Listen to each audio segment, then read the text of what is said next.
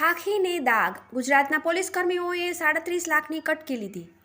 ગૃહ મંત્રાલયની કબૂલાત। એક બાજુ ગુજરાત સરકાર ભ્રષ્ટાચાર મુક્ત ગુજરાતનો અહેસાસ કરાવવાનો દાવો કરી રહી છે, ત્યારે બીજી તરફ ખાખી વર્દી જ ભ્રષ્ટાચારના રંગે રંગાયેલી છે।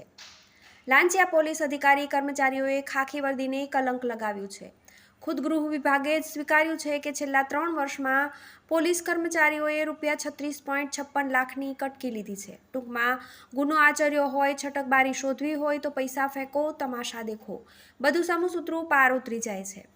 ભ્રષ્ટાચાર મુક્ત ગુજરાતની વાતો હવાએ ગુજરાતમાં ખાખી વર્દીની છાપ ખરડાતી જાય છે, કેમ કે લાંચિયા પોલીસ અધિકારી કર્મચારીઓ માટે નાણાંની કમાણી એ જ માત્ર ધ્યેય હોય છે। હપ્તા ખાઈને ગુનેગારોને મોકળું મેદાન આપી દેવાય છે અને ગુનેગારો છટકબારી શોધવા માટે કટકીબાજ પોલીસ અધિકારી કર્મચારીઓનો સહારો લે છે। ગૃહ વિભાગના મતે છેલ્લા 3 વર્ષમાં 8 પોલીસ અધિકારી અને 47 પોલીસ કર્મચારી લાંચ લેતા ઝડપાયા છે। આ બધાએ પોલીસ અધિકારી કર્મચારીઓ કુલ મળીને 36.56 લાખની કટકી લેતા ઝડપાઈ ગયા હતા।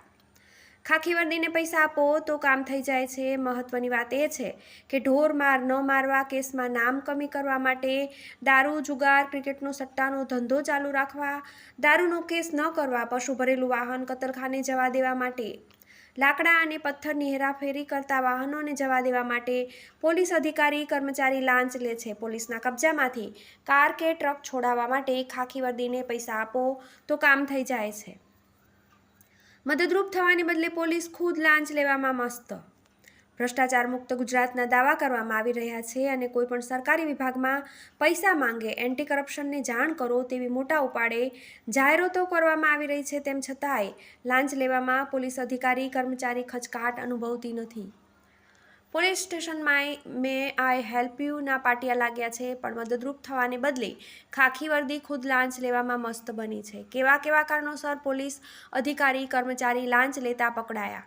ઢોર માર મારવાનો નહીં, અરજી દફતરે કરવા માટે, બાયોડીઝલનો ધંધો કરવા માટે, દારૂનો ધંધો કરવા માટે, ક્રિકેટ મેચનો સટ્ટો રમવા માટે, દારૂનો કેસ ન કરવા માટે, પથ્થર લાકડાની હેરાફેરી કરવા માટે, પશુ ભરેલું વાહન છોડાવવા માટે, પોલીસ સ્ટેશનમાંથી કાર ટ્રક છોડાવવા માટે, કેસમાંથી પત્નીનું નામ કમી કરાવવા માટે, જામીન પર મુક્ત કરવા માટે।